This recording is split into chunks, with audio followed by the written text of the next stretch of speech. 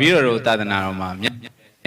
ဘယ်လိုမျိုးသာသနာပြုနည်းကိုမိတ်ကြားထားလဲမသိဘူးရှင်ဗျာ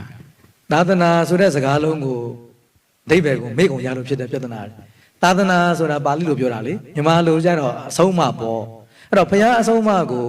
ကိုယ်တိုင်ကျင့်နေတာဟာသာသနာပြုတာပြုဆိုတာကလိုက်နာတာကိုပြောတာပြုကျင့်တာပေါ့နော်စကားမြန်မာစကားအဓိပ္ပာယ်ကို definition ဖွင့်လိုက်ရှင်းပါတယ်သာသနာပြုစကားနှလုံးသာသနာဆိုတာအဆုံးအမပြုဆိုတာပြုကျင့်တာအဲ့တော့ဘုရားအဆုံးအမကိုကိုယ်တိုင်ပြုကျင့်နေတာဟာသာသနာပြုနေတာအခုဒကာဒကာမတွေတရဏဂုံထိမ့်ပြီးတော့ငါးပါးသီလကိုထိမ့်နေကြတယ်ဆိုတော့သာသနာပြုနေတာအဲ့ဒါ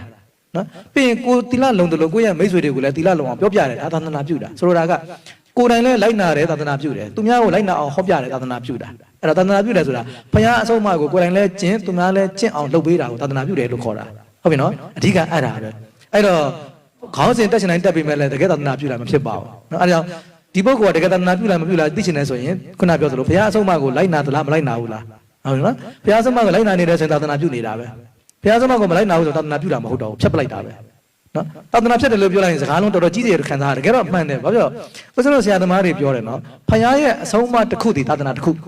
ဟုတ်လားဘုရားရဲ့အဆုံးအမနှစ်ခုဆိုရင်သာသနာနှစ်ခုအဲ့တော့ဘုရားရဲ့အဆုံးအမတစ်ခုကိုလိုက်နာရင်သာသနာတစ်ခုပြုလိုက်တာပဲဟုတ်လားအဲ့တော့ဘုရားရဲ့အဆုံးအမနှစ်ခုကိုလိုက်နာရင်သာသနာနှစ်ခုပြုလိုက်တာပဲ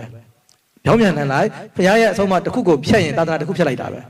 ဟုတ်လားဘုရားရဲ့အဆုံးအမနှစ်ခုကိုဖျက်ဆီးရင်သာသနာနှစ်ခုဖျက်လိုက်တာပဲအဲ့တော့သာသနာဆိုတာဘုရားလည်းမဟုတ်ဘူးကျောင်းလည်းမဟုတ်ဘူးဇေယီလည်းမဟုတ်ဘူးဘောဓိမင်းလည်းမဟုတ်ဘူးဘုရားရဲ့အဆုံးအမတွေကိုပြောတာအဲ့တော့အဆုံးအမကိုလိုက်နိုင်ရင်သာသနာပြုနေတာမလိုက်နိုင်ရင်သာသနာဖြတ်နေတာရှင်းရှင်းလေးပဲနော်